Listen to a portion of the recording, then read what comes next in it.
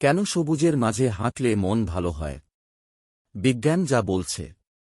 পার্কে বা বনের ভেতর দিয়ে হাঁটার পর আমরা যে প্রশান্তি অনুভব করি তা কেবল মনের ভুল নয়, এর পেছনে রয়েছে গভীর জীববৈজ্ঞানিক কারণ।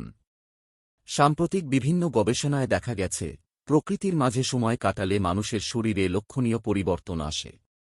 স্ট্রেস হরমোন কমানো থেকে শুরু করে রক্তচাপ নিয়ন্ত্রণ এবং এমনকি অন্ত্রের স্বাস্থ্যের উন্নতি ঘটাতেও প্রকৃতি দারুণ কার্যকর।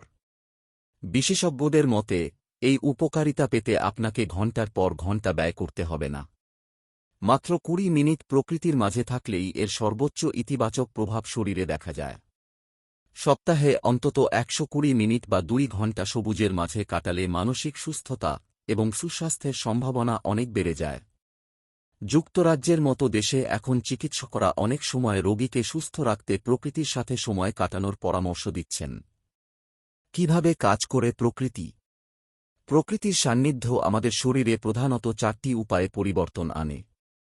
১. স্নায়ুতন্ত্রের প্রশান্তি।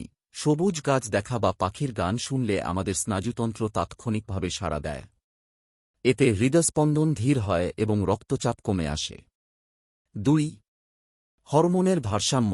বাইরে সময় কাটালে শরীরের কর্টিসল ও অ্যাড্রেনালিনের মতো স্ট্রেস হরমোন কমে যায়। গবেষণায় দেখা গেছে, গাছপালা থেকে আসা সুগন্ধ বা তেল শ্বাস-প্রশ্বাসের মাধ্যমে গ্রহণ করলে শরীরের রোগ প্রতিরোধ ক্ষমতা ১ মাস পর্যন্ত বৃদ্ধি পেতে পারে। ৩.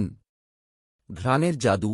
পাইন বা মাটির গন্ধ রক্তপ্রবাহে মিশে গিয়ে মনকে শান্ত করে।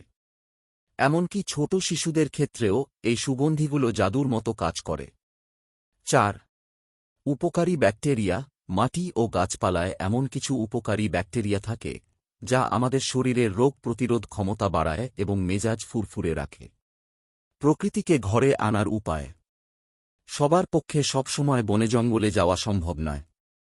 তবে বিশেষজ্ঞরা বলছেন, বাড়ির ভেতরেও ছোটখাটো পরিবর্তনের মাধ্যমে এই সুবিধা পাওয়া সম্ভব। যেমন: ১.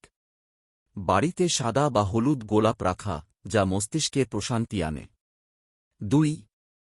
পাইন বা এসেনশিয়াল অয়েলের ডিফিউজার ব্যবহার করা। ৩. এমনকি ল্যাপটপে বা ঘরের দেয়ালে প্রকৃতির ছবি থাকলেও তা মানসিক চাপ কমাতে সাহায্য করে।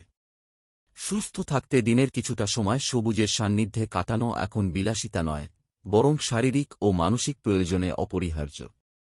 সূত্র: বিবিসি। নিয়মিত ইসলামিক এবং স্বাস্থ্য বিষয়ক ভিডিও পেতে লাইক, কমেন্ট, ফলো এবং চ্যানেলটি সাবস্ক্রাইব করে পাশে থাকবেন। মহান আল্লাহ আপনাকে উত্তম যা দান করুক। আমিন।